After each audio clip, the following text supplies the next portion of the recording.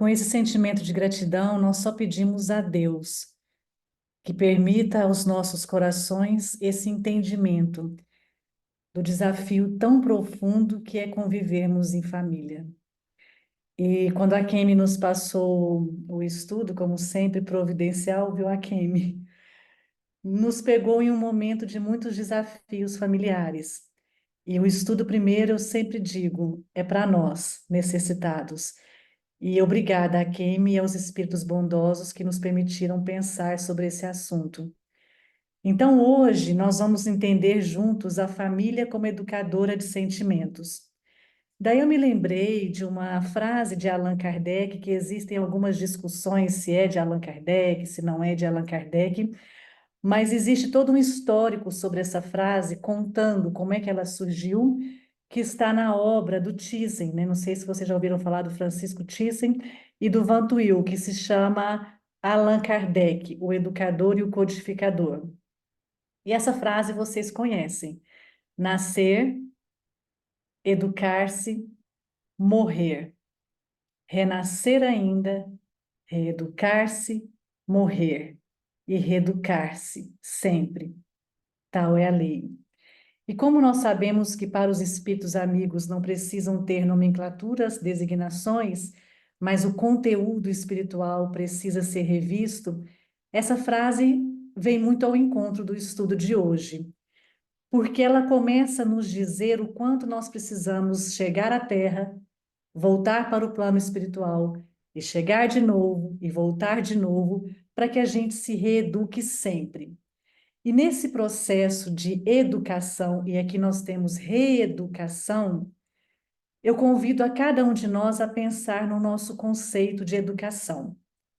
O que é que nós entendemos por educação? Enquanto vocês pensam aí, eu recorri ao dicionário Aurélio, porque eu sei que cada um de nós temos um conceito de educação. Educar o fulano, ser uma pessoa educada. Então, no vocábulo terreno, nós temos um conceito que é muito interessante da educação que eu vou reproduzir na íntegra. Segundo o vocábulo terreno, nós temos educação, é um processo de desenvolvimento da capacidade física, intelectual e moral do ser humano. É uma civilidade. Mas aí a gente se confunde com uma outra pergunta. Será que educar alguém é a mesma coisa que instruir? Será que esses conceitos são parecidos, são semelhantes, são o quê? E aí nós temos um artigo na obra Reformador, né, que é aquela revista da Federação Espírita Brasileira, na página 392, ela é de 2009, que nos traz o seguinte: educação, do ponto de vista espiritual, é disponibilizar, dar ao ser humano possibilidades para que ele tenha um pleno desenvolvimento físico, intelectual, psicológico, moral, social, estético, ecológico. Então, nós proporcionamos ao ser condição para ele desenvolver essas possibilidades inúmeras, em vários contextos da vida. E instrução é transmitir ou adquirir um conhecimento, que pode ser realizado através de um ensino. Alguém nos mostra intelectualmente uma informação e nos ensina a respeito desta informação.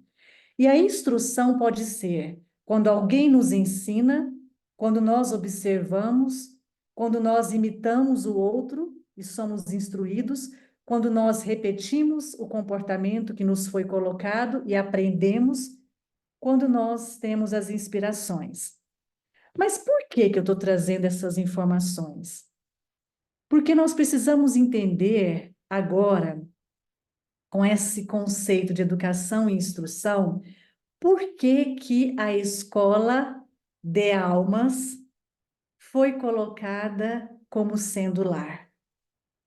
E por que que dentro do lar, no ambiente familiar, nós passamos pelo processo de educação? Então, são duas perguntas. Por que que o meu lar com a convivência familiar, proporciona a educação e por que que o meu lar é chamado de escola. E aí, para a gente entender, nós vamos voltar a nossa memória para os bancos escolares. Como era na escola, quando nós estudávamos? Aqueles que já estudam ainda, vai ficar mais tranquila essa lembrança. E aqueles que são professores aqui também, eu tenho certeza que conseguem responder. Para começar, a escola era um ambiente onde nós precisávamos estar para passar pelo processo de educação. Educação de quê? Nesse caso, o processo de educação do nosso intelecto. Mas hoje nós sabemos que com tantas mudanças na pedagogia, não se proporciona apenas educação da parte intelectual. Existem muitas abordagens pedagógicas que proporcionam uma educação do ser de forma mais integral. Como é esse conceito que nós falamos aqui? A parte ecológica, a parte social, a parte psicológica, dependendo da abordagem. E nós temos também várias disciplinas.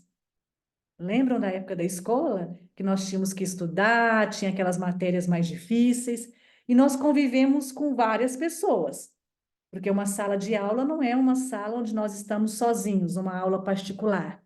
Podemos até ter a necessidade de algum reforço escolar, individualmente, mas a gente estudava com outros colegas.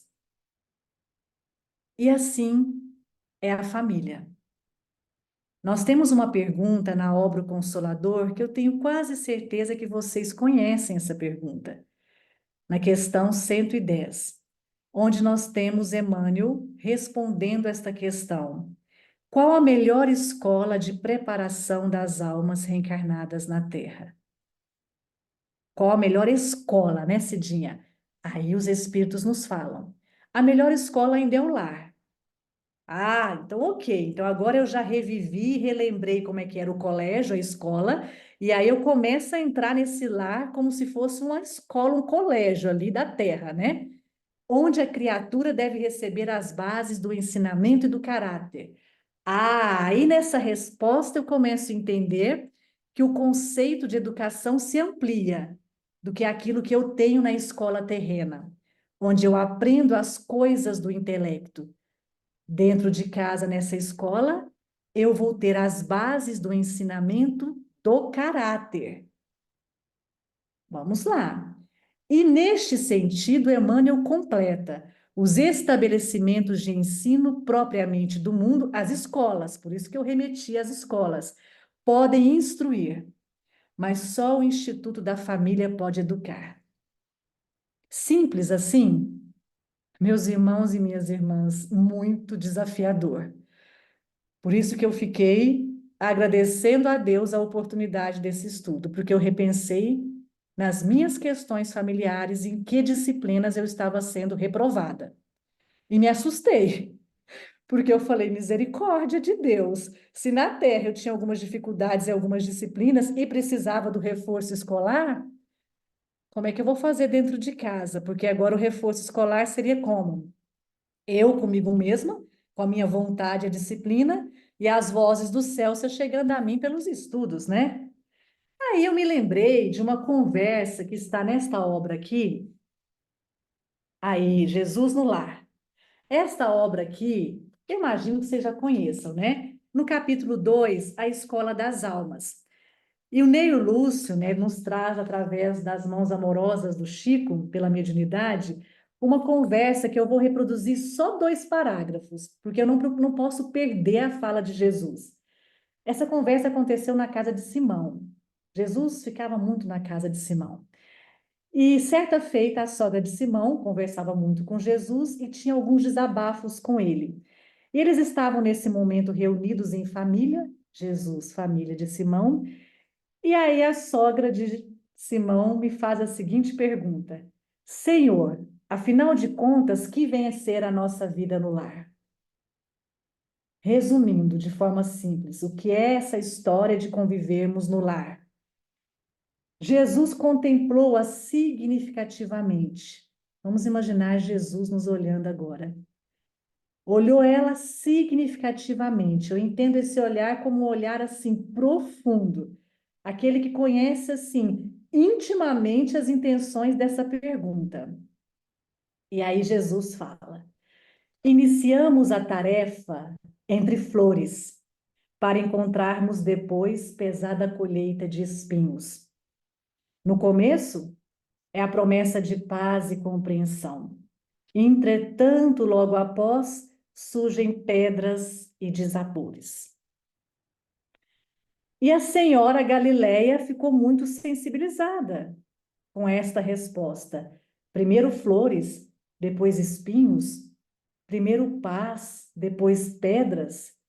E Jesus, entendendo esse sentimento, traz a inesquecível lição: o lar é a escola das almas.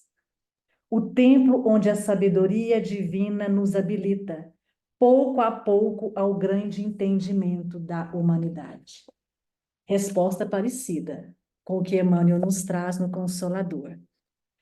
Pouco a pouco, vamos aprendendo nessa escola algumas disciplinas para nos reabilitarmos diante da humanidade. Por isso que eu trouxe a frase inicial: nascer, renascer, nascer, renascer, morrer, para que a gente se reeduque. Então a tarefa não é tão simples quanto nós imaginamos. Porque aí nós vamos agora compreender por que que é o educandário de sentimentos, a família. O que que a família nos traz que nós precisamos educar os sentimentos? E para isso nós vamos agora juntos caminhar afetivamente nas lembranças da nossa família, enquanto eu estiver falando sobre o conteúdo doutrinário. Dentro do lar nós temos os nossos afetos, aqueles corações que fazem conosco as lições necessárias, aqueles corações que nos ajudam nas lições de casa. Aqueles, inclusive, que pegam na nossa mão e sentam conosco, tais como quando éramos criança, quando os nossos pais ou os alfabetizadores pegavam nas nossas mãos e nos ensinavam a mover o lápis em direção aos nossos nomes, que estavam sendo aprendidos. Mas nós temos também aqueles que nos deixam em uma situação desconfortável para fazer essa lição. Aqueles que, às vezes, até mesmo escondem simbolicamente os nossos cadernos cheios de revisões, para que a gente não possa encontrar ali as lições importantes a serem praticadas no lar. Aqueles que deixam os nossos corações inquietos porque não querem estudar a disciplina conosco. E aqueles que não querem que a gente aplique as disciplinas aprendidas com eles, refugam. E é nesse interim que nós precisamos continuar. Porque não é como na escola, que a gente sai da sala, deixa de estudar aquele ano. A gente precisa continuar. Às vezes é como na escola terrena que nós vamos ser reprovados. E hoje a pedagogia moderna, em alguns países, já tirou até a reprovação. O aluno não reprova mais como era antigamente, né? Em alguns países. Ele continua no próximo ano refazendo algumas disciplinas que ele não conseguiu fazer. Mas de forma parecida com o processo da escola de almas, se nós reprovarmos, nós voltaremos para o plano espiritual e retornaremos para a vida material para recapitular. Na mesma série e com os mesmos colegas que reprovaram conosco na maior parte das vezes. Diferente da escola terrena, que o grupo escolar ali vai nos convidar para uma nova sala de aula. A misericórdia de Deus é tamanha que a gente se reprova, mas a gente volta. E aí a gente encontra na sala de aula os mesmos colegas do passado. Com a diferença que nós não nos lembramos, porque cada um de nós fomos reprovados.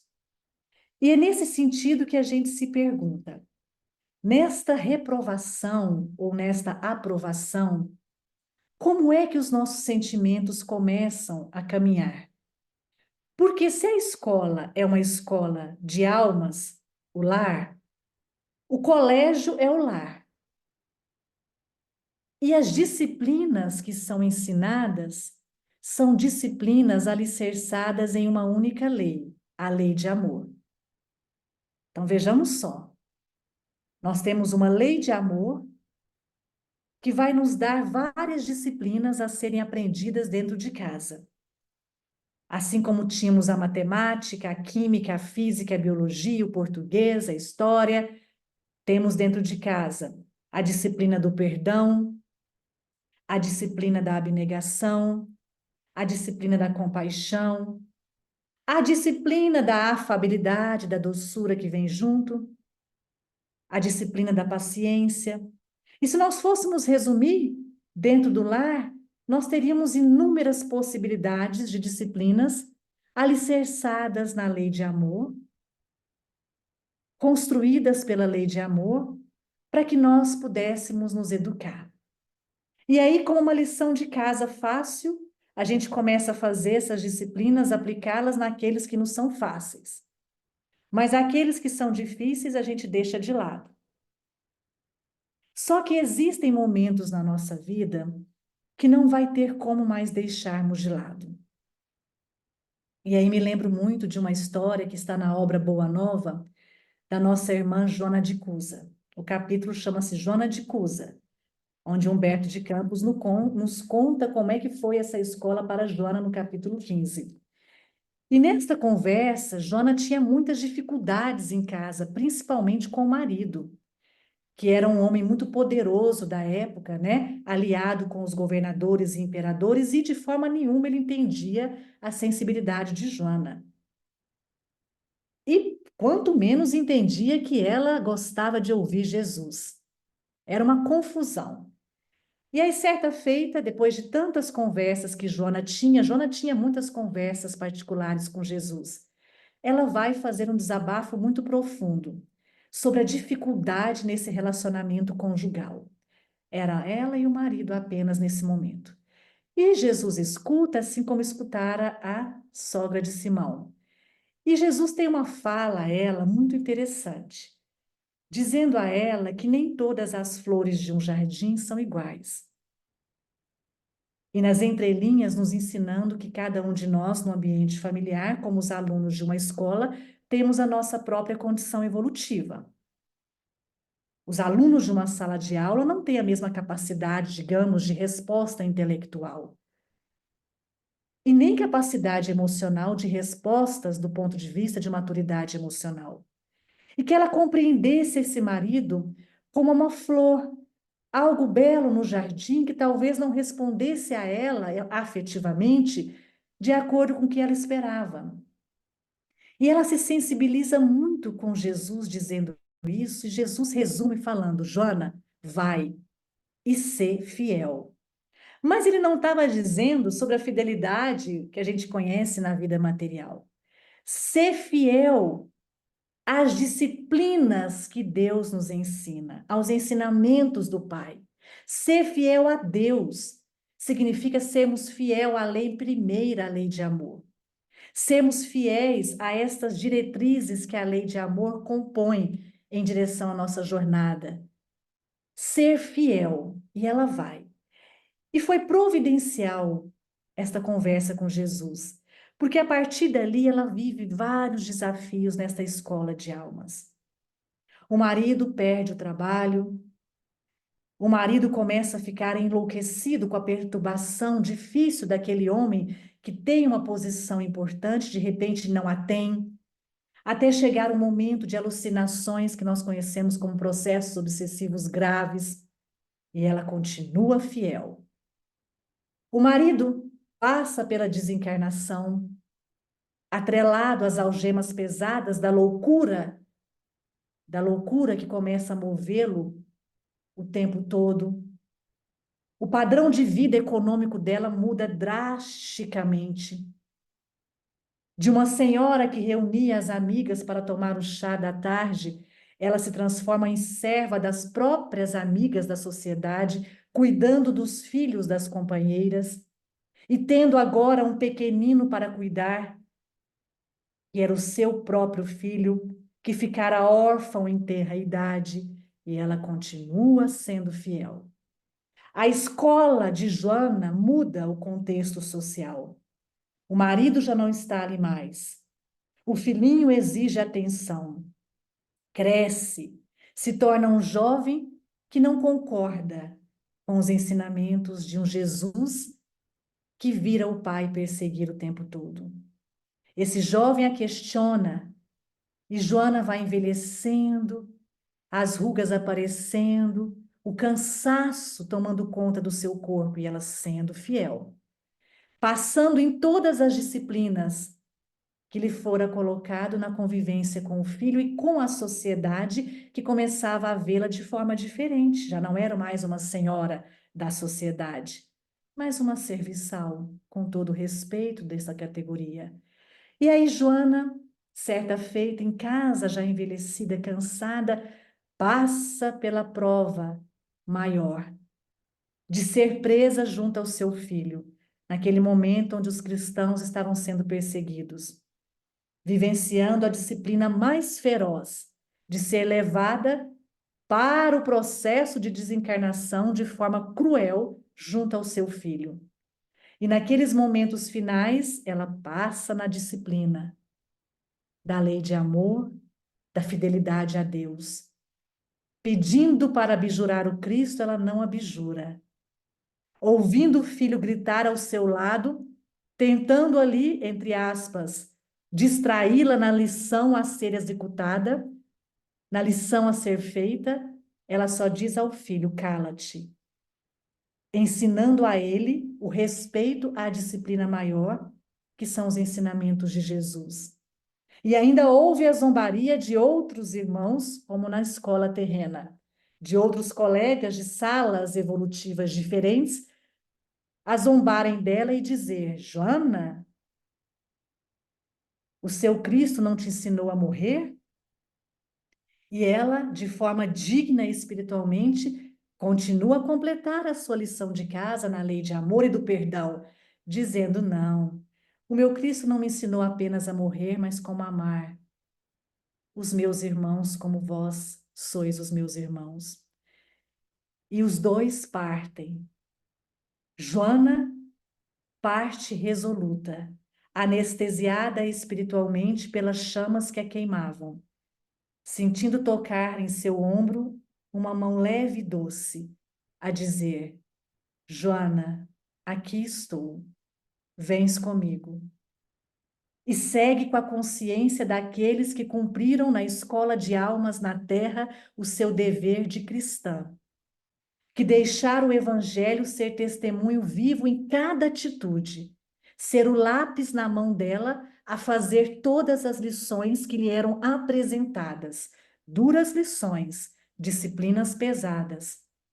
E do outro lado, seu filho partira.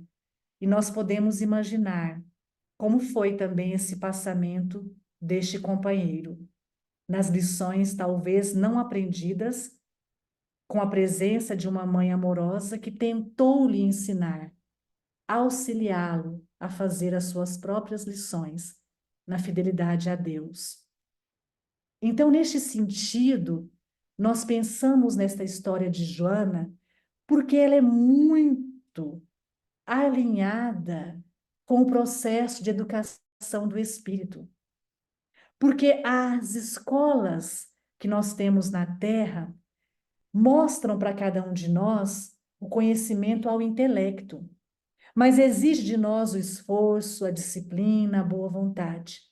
Mas a escola do lar, nos educando os sentimentos, auxiliando a formação do caráter daqueles que estão sob a nossa tutela, quando nós temos os nossos filhos na missão da paternidade, exige muito mais de nós.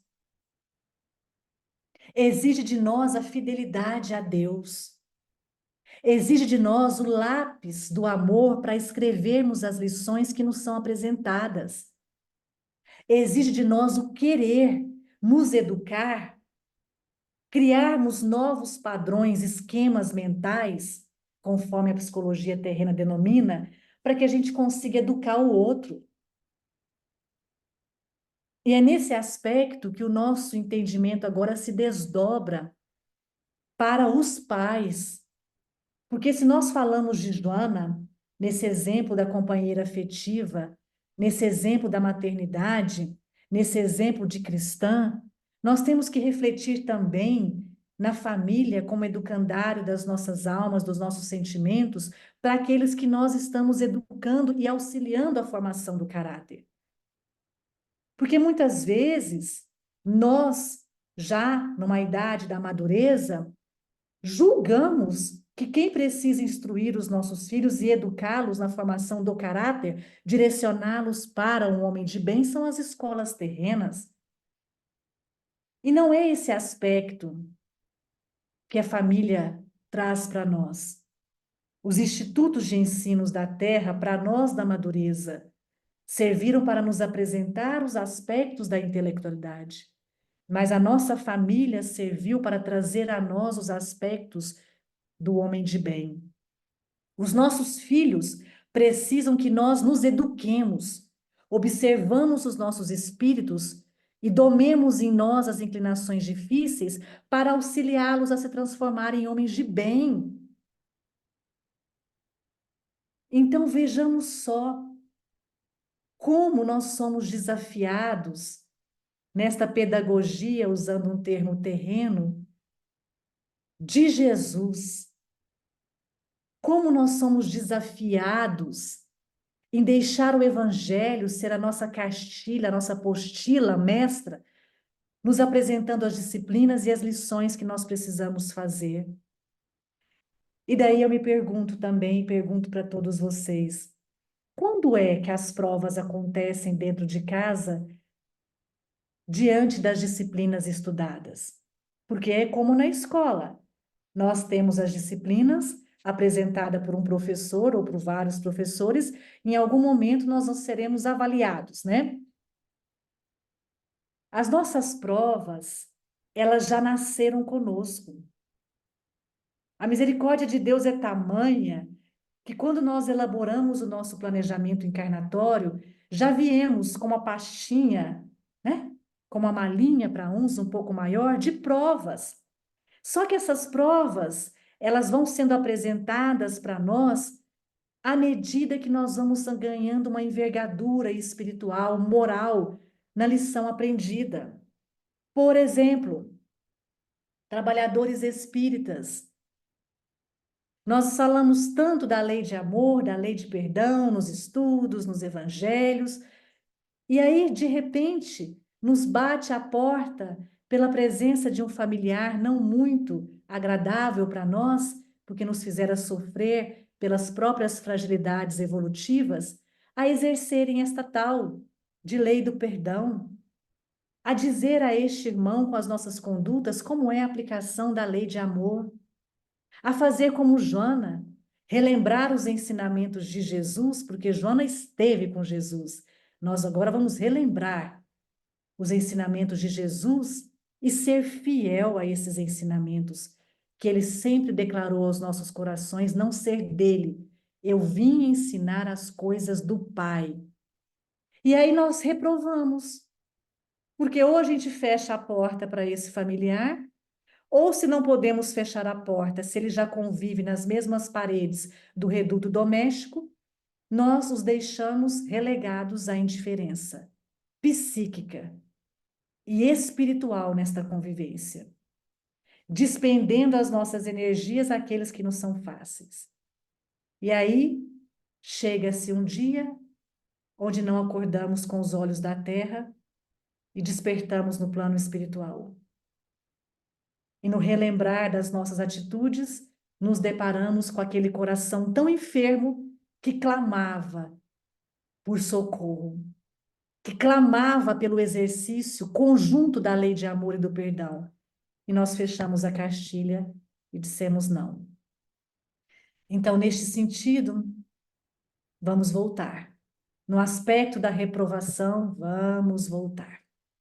Talvez com lágrimas e algemas mais pesadas, porque vai nos ser mais difícil esta convivência diante daquilo que não conseguimos superar no passado. E tem um ponto importante que nós trouxemos aqui hoje de uma obra que chama Educadores do Coração. É uma obra do Walter Barcelos. O meu tá até rasgado já, tanto que eu já tá caindo nos pedaços, tanto que eu já peguei essa obra. Gente, pais e mães que estão aqui nos ouvindo, e até nós, que às vezes não temos a maternidade e a paternidade ainda. Este é um livro muito importante do Walter Barcelos de Uberaba, que trata sobre todos os aspectos da educação do espírito imortal. E é uma obra muito didática. E um dos capítulos que o Walter nos traz é sobre a nossa disponibilidade, o nosso desejo e a vontade de educar a nós mesmos, de transformar a nossa moral para semearmos nos terrenos alheios, para auxiliarmos a nossa família no seu próprio processo de educação.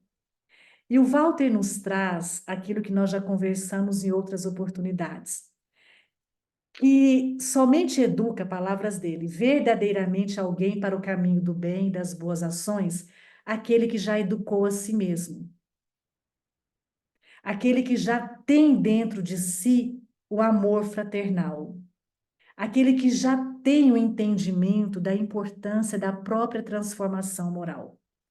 Caso contrário, nós não conseguimos educar ninguém. Por quê? Como é que eu vou educar um sentimento de alguém, sendo que esta pessoa me observa e me ver andando na contramão daquilo que eu estou dizendo? É aquele ditado popular. As palavras podem até convencer, sensibilizar, mas serão verniz apenas se o exemplo não existir, porque o exemplo arrasta. E aí nós temos na questão 685, um comentário 685A de O Livro dos Espíritos, que é uma notinha de Allan Kardec, falando o que é a educação moral, que vai muito ao encontro com essa reflexão do Walter, dizendo que ser a educação moral, esse aspecto da educação moral, é uma condição primordial para a nossa transformação.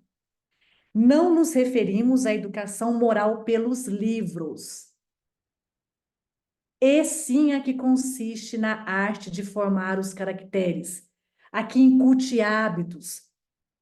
Então, a educação, do ponto de vista moral, não se aprende só pelos livros. Os livros são as vozes dos céus que se achegam a nós para alertar, despertar a nossa consciência.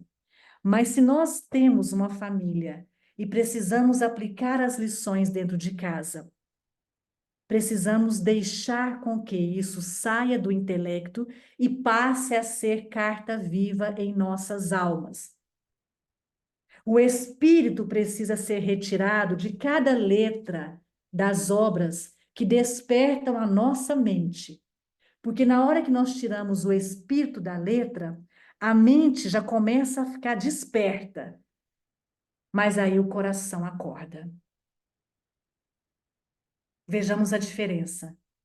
O coração só desperta para o processo de educação moral quando realmente a gente começa a nossa transformação. E quando a gente se transforma, os nossos fluidos, as nossas energias reverberam no ambiente que nos cerca.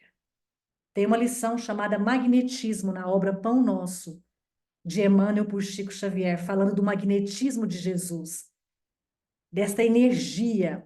Por que ele chegava e todo mundo parava para ouvi-lo? Por que as pessoas começaram a seguir Jesus? Ninguém conhecia o Rabi da Galileia, porque boca a boca se falavam em Jesus. Mas isso não foi o único motivo. A luz do mundo começou a falar às nossas almas. A energia era indescritível com palavras terrenas. E até hoje, quando se fala em Jesus, as diversas categorias de espírito abaixam as suas frontes, porque Jesus tem uma autoridade moral simplesmente por falarmos o seu nome, o quanto essa energia emana para todos nós. E assim é a nossa conduta moral. Ele nos ensinou. Quando mudamos a nossa conduta, a nossa energia também muda. Mas aí entra um ponto que poderia ser desafiador nesse aspecto da energia reverberar no ambiente. A gente muda a conduta, a gente se esforça, mas essa energia melhora o ambiente e a gente vai lá com a vaidade, com orgulho e quer que o outro mude, se eduque, na marra. E se esse outro for um adulto, nós podemos até ser bons exemplos, mas se ele não for aquele companheiro com a vontade sublime para a própria redenção, ele não vai mudar. Agora, se nós estamos falando de tutelados, das crianças, nos corpinhos frágeis, como espíritos mortais, que recebem de nós todas essas impressões fluídicas, imateriais, aí sim, o processo de educação precisa respeitar o que nós aprendemos na pergunta: a paternidade é uma missão? Sim, porque a nossa missão é ajudá-los a encontrar o caminho para serem homens de bem. É o compromisso que nós temos com esses espíritos que ainda estão em corpinhos frágeis, suscetíveis a todo o processo de aprendizagem, material e emocional. Então, nós precisamos compreender a educação nesses dois aspectos, nessas duas vertentes. A educação de nós mesmos no ambiente familiar, o exemplo reverberando para aqueles que convivem conosco, a não expectativa de mudança, de violar a condição evolutiva de ninguém, mas a disciplina de fazermos a nossa própria lição de casa e o nosso olhar, a responsabilidade de educarmos aqueles rebentos que nos foram confiados. E neste aspecto, por que é que a lei de amor alicerça essas disciplinas? Que nós falamos das várias disciplinas, né? Por quê? Porque o amor não é esse amor da matéria. O amor é o ingrediente, digamos, imprescindível para o processo da educação. E aí, se alguém da matéria nos escutar, os estudiosos da saúde mental e outras abordagens, pode pressupor que nós estamos falando de um amor onde diz apenas sim. Não. Se o amor espiritualizado, que foi aquele ensinado por Jesus, é o ingrediente principal, o alicerce seguro para que a gente faça as lições de casa, na educação dos sentimentos, de forma mais tranquila, esse amor, ora diz sim e ora vai dizer não. Esse amor é como o sim, sim de Jesus e o não, não de Jesus. Esse amor, ele vai exigir a ternura, mas não vai deixar de lado a energia, a firmeza. Esse amor, ele é valioso, porque é ele que vai ser o combustível para que a gente vá à sala de aula com coragem e vivencie as lições que nos são colocadas. E realize as provas que nós mesmos nos propusemos no processo encarnatório, à medida que elas forem sendo apresentadas a nós. Então, não podemos deixar esse amor de lado, mas precisamos aplicar estas doses amorosas como Jesus ensinou. Ora, de forma dócil, ora, de forma dócil e firme. E para a gente encerrar, para que a gente vá para as perguntas e a gente comece a conversar um pouquinho, nós temos um entendimento no livro do Leon Denis, no Invisível, no capítulo 11, onde ele coloca que o Espiritismo, a prática do Espiritismo, as instruções dos espíritos elevados, faz com que cada um de nós possamos ter uma consciência pela fé raciocinada das várias dimensões da vida de forma mais racional. Nós vamos entendendo as revelações dos céus e compreendendo que a nossa fé, ela questiona, ela é racional, ela precisa de discernimento. Só que este espiritismo nos ensina também algumas virtudes, aliadas à sua tríade ciência, filosofia, religião. Esta prática do espiritismo nos ensina a disciplina das emoções. que é isso? Quando nós entendemos a lei de causa e efeito, quando nós entendemos que para toda ação existe uma reação, quando eu sei que a minha vida não é só matéria, que eu estou conectada com o invisível o tempo todo, quando eu sei que isto aqui é passageiro e eu confio na imortalidade da alma, quando eu já tenho alguns conhecimentos do processo de reencarnação, estou falando apenas algumas revelações, eu começo a ser dona, a senhorear-me das minhas próprias emoções. Eu começo a me apropriar dos meus sentimentos e com estes estudos, com as revelações dos céus, com tudo isso que o Espiritismo me dá na sabedoria e no amor, eu começo a minha própria transformação. Porque eu, assim como cada um de vocês, somos donos dos nossos próprios sentimentos, não é o outro. Não é o irmão que está no processo de desencarnação, não é a convivência difícil no lar, não é o coração amado que é dono dos meus sentimentos, das minhas emoções, daquilo que eu sinto. E quando eu me aproprio, eu começo a ser responsável pela minha própria jornada encarnatória, as minhas convivências familiares ganham um outro tom, porque eu começo a educar os meus sentimentos, me fortalecer em espírito e verdade, para ser um exemplo àqueles que me cercam. E esse exemplo não é somente nas situações boas, pelo contrário, exemplo que nós estamos refletindo são nos difíceis testemunhos. Não são nas lutas mais leves, são nas lutas árduas. E aquele ser começa a observar, mesmo com o véu do esquecimento, que eu não sou a mesma de ontem. E mesmo que nós não consigamos completar a lição toda nessa encarnação, muda aos poucos, gradativamente, com essa lei de amor, com esse domínio dos meus próprios sentimentos, com a minha própria mudança, a relação que eu estabeleço com ele. E aí, como eu não vou alimentar a vaidade nem o orgulho, se eu não conseguir me reajustar nessa e retornar ao plano amanhã, e me for perguntado pelos meus tutores, aquela pergunta igual das criancinhas, mas o que fizestes da encarnação que vos pedistes? Mudei a pergunta. Eu conseguirei responder: fiz o melhor de mim. E é neste sentido que o domínio de cada um de nós, essa arte de nos observar, de perceber que nós somos frágeis, de perceber que uma disciplina ou outra vai fazer a gente cair se a gente não tiver as vozes dos céus, os recursos espirituais a nos ajudar, de sermos humildes, singelos, mas sermos seres que temos vontade de melhorar, tudo isso alimenta a nossa alma, educa os nossos sentimentos e faz com que as nossas sombras comecem a ser domadas. E aqueles que nos observam, nos berços dentro de casa e além túmulo, vão começar a se indagar: quem são estes que se reuniram de novo e não cometem os mesmos desatinos?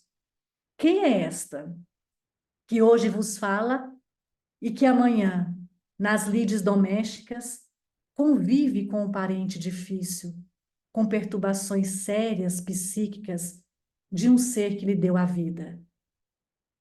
E aí nós vamos dizer, pelas nossas atitudes, que somos filhos de Deus e que estamos juntos tentando amar aquelas criaturas, ainda vacilando, mas estamos. E não estamos fechando o caderno e dizendo não a essa lição de casa. Estamos dizendo sim. Que Jesus nos abençoe e que possamos agora conversar um pouquinho, né, Rafa? Se tivermos dúvidas, perguntas. Muito obrigado, Carol. Palestra fenomenal, como de costume. Temos algumas perguntinhas aqui, se você puder endereçá-las. Quais seriam os descuidos comuns na educação familiar, do seu ponto de vista? Depende muito das faixas etárias que nós estamos falando. Eu vou dar algum exemplo, porque eu não sei o assunto no detalhe aí da pergunta do nosso irmão ou irmã. Por exemplo, um dos descuidos maiores, começando nas criancinhas, é nós termos a expectativa de que quem educa são os estabelecimentos de ensino. É não termos aquela dedicação, e não estou falando de tempo, estou falando de qualidade de tempo, para compreender que aquele filho é um espírito imortal. E eu preciso ajudá-lo em todo o compromisso encarnatório dele a se tornar um homem de bem.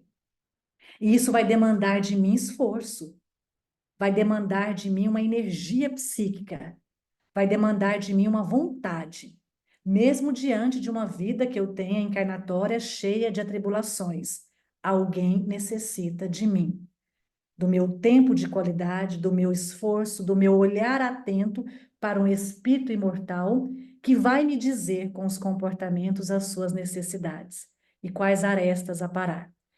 E caminhando um pouco mais para a terceira idade, que é um dos grandes desafios e negligências que nós fazemos, que nós também muitas vezes somos convidados a aplicar essas lições nos nossos idosos e nós os deixamos ir de forma indiferente para os estabelecimentos de cuidado. Às vezes nós não temos tempo e existem estabelecimentos muito bem confortáveis, né, muito bem qualificados, mas isso não nos exime da responsabilidade de, nos pequenos momentos, se achegarmos a eles e cuidarmos assim como fomos cuidados, mesmo nas visitas esporádicas que nos são permitidas. E por último, Rafa, uma das negligências ou complicações muito grandes no ambiente familiar é queremos exigir que o outro corresponda às nossas expectativas de conduta moral. Isso agora para todos nós adultos da vida, nas nossas convivências. O outro é o outro, é um espírito imortal também, e está na nossa vida para algum reajuste. Que bom que nós não sabemos os motivos pelos quais nos reunimos, mas ali nós precisamos o quê? Deixar o orgulho, deixar a vaidade e dizer a ele que somos filhos de um mesmo pai. E aí nos amar. E aí recombinar essa história, mesmo diante de tantas dificuldades. E a responsabilidade maior talvez não seja dele, talvez seja nossa, de não negligenciarmos essa possibilidade do reajuste moral. Então, seriam mais ou menos esses os contextos. Se não atendemos, a pessoa pode perguntar mais um detalhe ao longo. Obrigada. Excelente. Muito obrigado você. A Ângela Dionísio faz uma pergunta. Ela diz, Carol, a apropriação dos sentimentos, os entendimentos das revelações que você mencionou e as convicções que passamos a ter com o entendimento de quem somos, podemos ser lidos como sem emoções. Controle e educação das emoções ainda é uma matéria desconhecida, não é? Ângela, muito desconhecida. E eu vou dizer mais, Ângela, é interessante essa pergunta, muito obrigada. Por quê? Porque quando a gente estuda a família, se nós formos passar, né? Eu sempre tenho esse livrinho de exemplo, que é o nosso livrinho que a gente estuda na quarta-feira no SESP. É um livrinho fino, né? Rapidinho a gente estuda, mas é um livrinho tão profundo que não é rapidinho que a gente estuda. E é mais profundo ainda porque vai despertar em nós emoções, situações desafiadoras. E as vozes dos céus, elas despertam a nossa mente, Ângela. Mas vai existir momentos em nossas vidas onde as duras provações vão bater, e com estas vozes dos céus que já nos despertaram, nós intimamente vamos nos perguntar: será que eu consigo? E muitas vezes não dá para dizer eu não consigo, porque a instrução já foi dada para a mente. E aí o testemunho precisa ser vivido. E quando esse testemunho bate a porta, cada um de nós aqui já temos condições de dizer, com um termômetro mesmo, em que nível moral nós estamos nesse processo de conseguirmos resolver as questões sem sermos, como a Ângela colocou, frios, termos muito controle emocional, porque na hora da dura prova, Ângela, isso tudo são palavras terrenas. Quem vai gritar por nós é o nosso coração. E aí ele vai gritar com sensações, porque nós não lembramos do que se passou.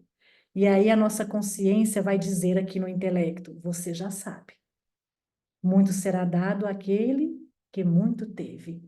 E aí é a hora da mente conversar com o coração e dizer a ele: se aquiete, porque agora é a hora da prova, digamos, maior nessa jornada encarnatória.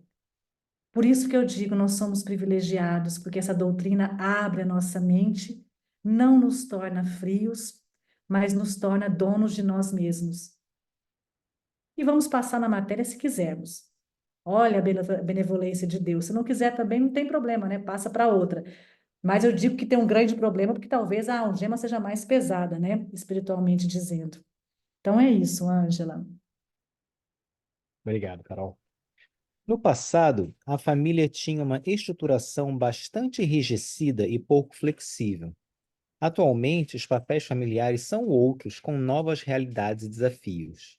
Você pode falar sobre esse papel nesse momento de transição planetária?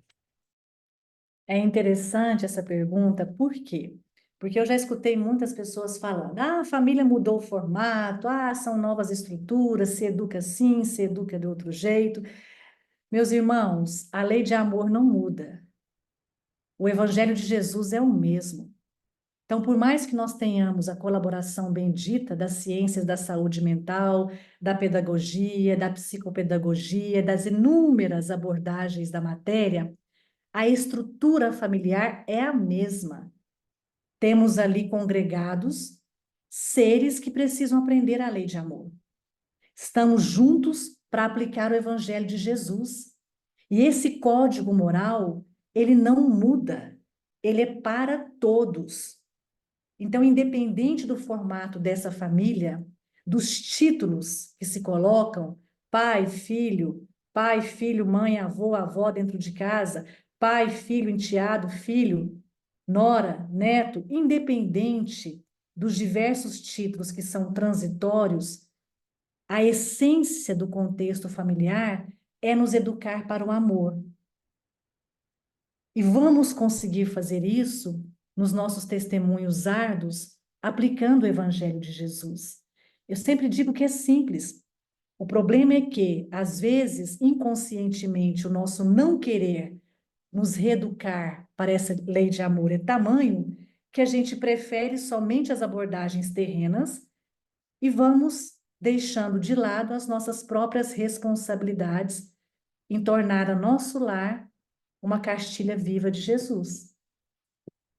Então, é essa a conclusão que nós temos. Muito obrigado.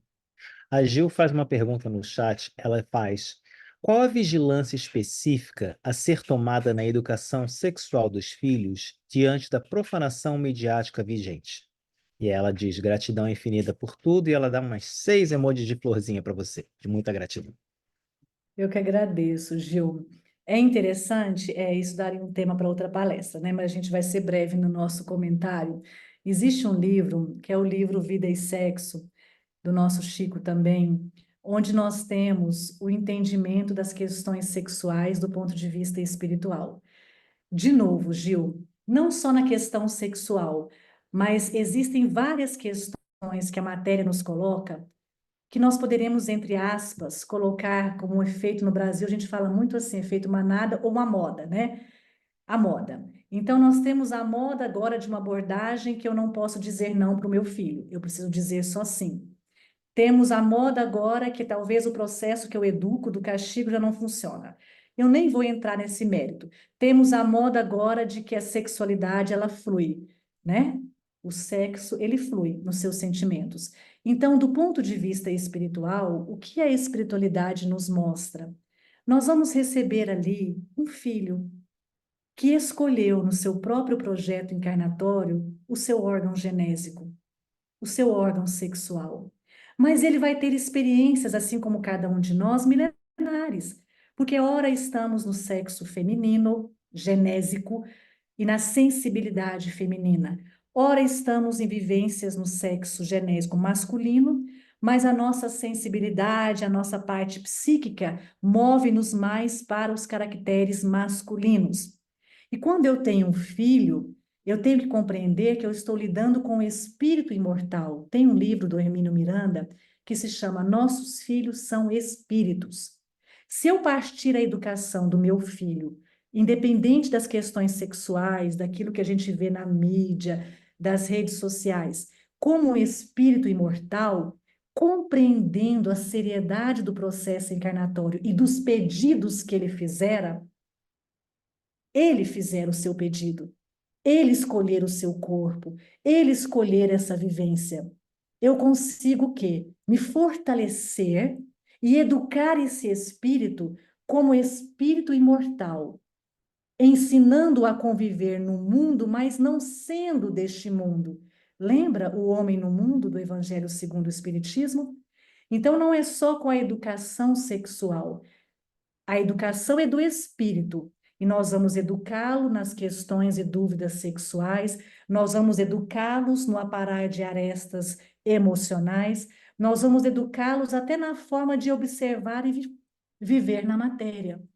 E essa vigilância, Gil, eu trocaria o termo, se você me permite, com uma atenção mesmo espiritual, porque não é só a vigilância de estarmos atentos no aspecto da matéria, é olharmos o nosso espírito que está ali do lado e entender aquilo que aflige.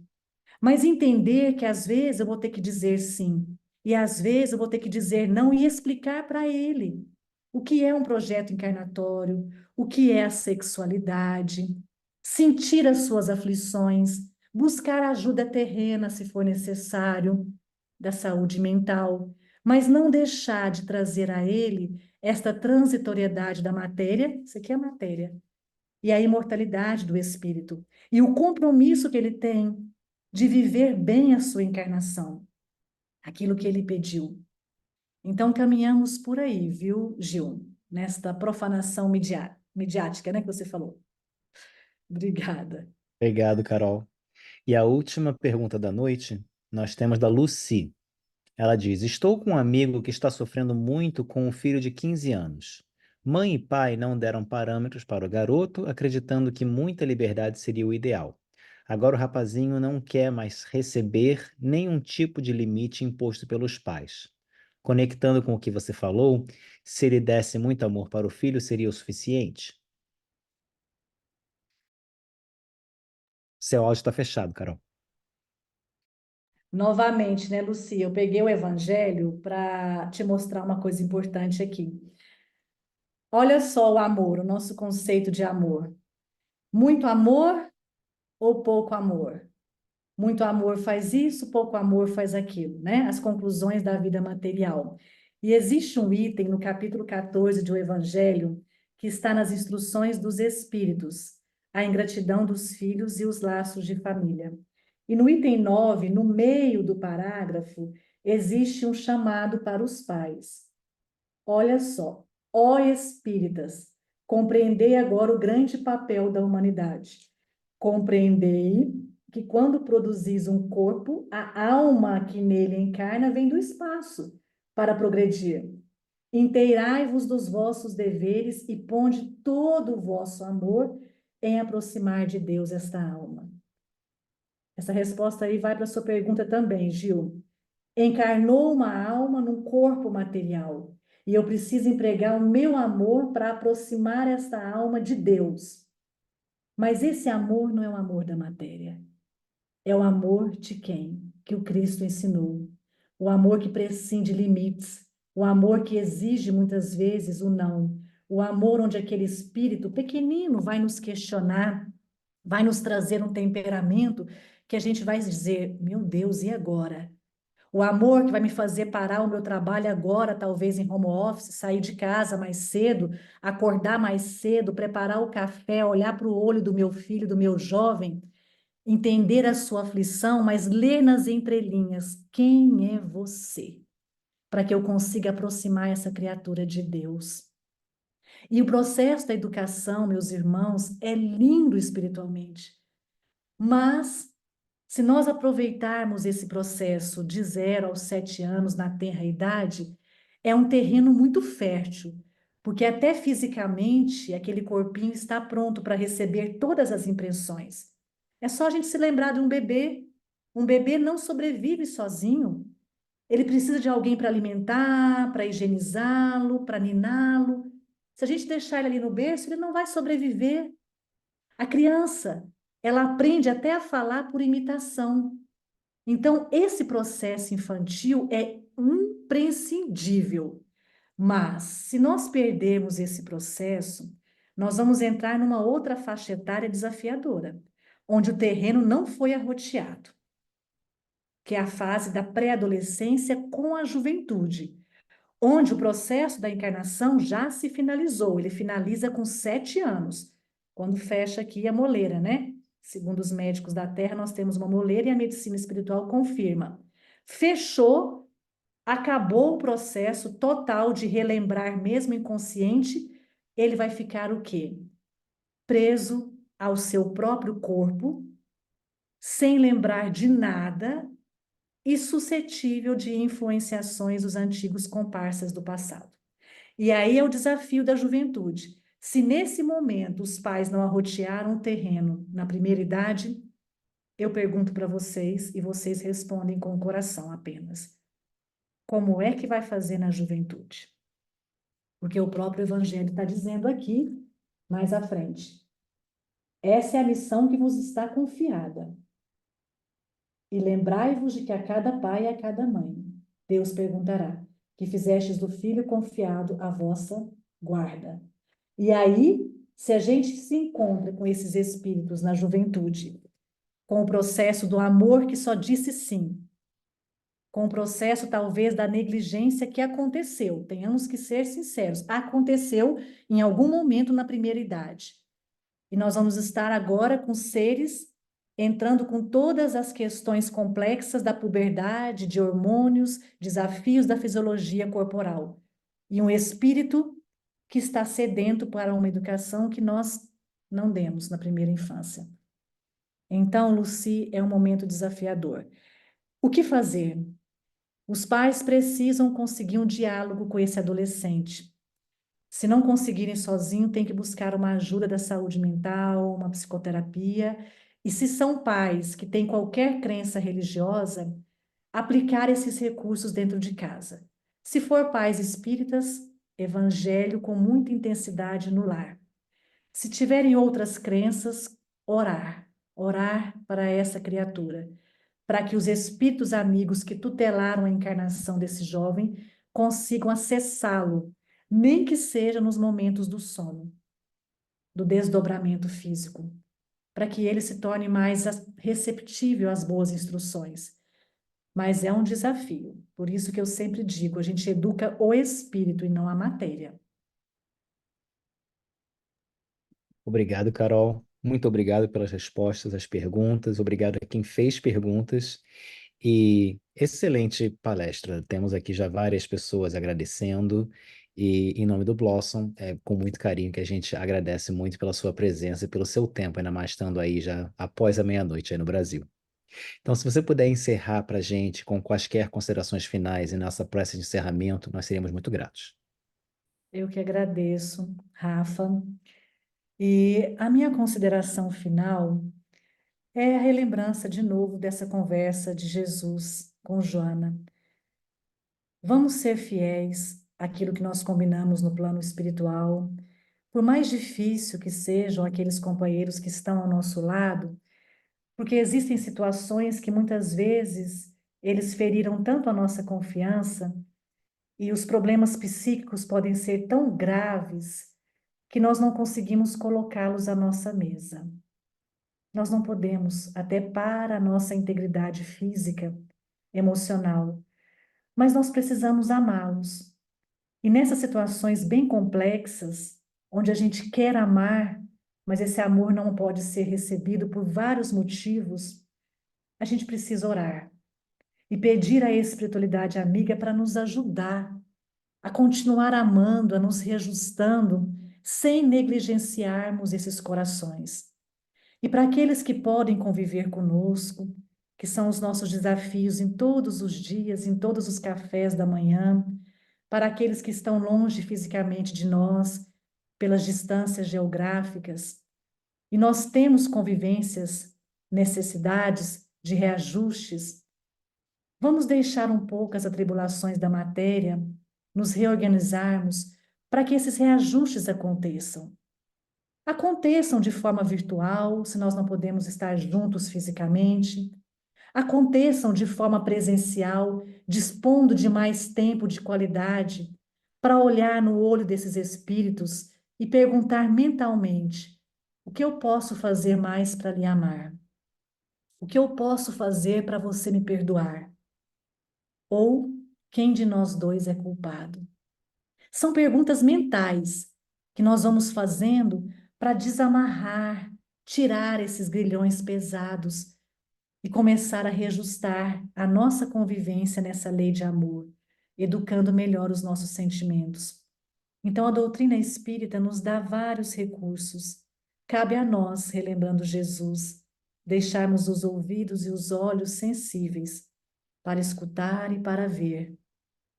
E com esse sentimento, nós vamos agora fechar os nossos olhos e, com o amor que nos invade o coração, vamos entregar todos os nossos familiares agora nas mãos de Jesus, aqueles que os nossos corações se tornam tão alegres pela convivência, aqueles que pesam os nossos sentimentos pelas aversões do passado, pelos constrangimentos do presente. E vamos pedir a Jesus que leve ao Pai todos esses irmãos, abençoando as nossas convivências, nos ajudando a despertar em nossos corações as lições evangélicas de seu Filho Jesus, pedindo que possamos observar cada um desses companheiros com a misericórdia necessária, com a disciplina, com o desejo ardente da reconciliação e com o amor, como irmãos que somos uns dos outros, independente dos títulos assumidos na presente encarnação. Assim, Jesus, leve ao Pai a nossa família, cuide dela e das relações que nos são tão difíceis e nos ensina a amar incondicionalmente, com o sacrifício de nós mesmos e com a nossa própria transformação. E com este sentimento, pedimos o amparo aos espíritos que estão nos observando, que se ligam a nós por um motivo ou outro, que eles sintam-se abraçados pela nossa oração e que eles sintam também a coragem para seguirem adiante nestas mãos benditas que se colocam a eles para o amparo, para o preparo às futuras retornos à terra. Assim, Jesus, agradecidos e confiantes no socorro que se estabeleceu, dizemos: graças a Deus, graças a Ti lhe damos. Que assim seja.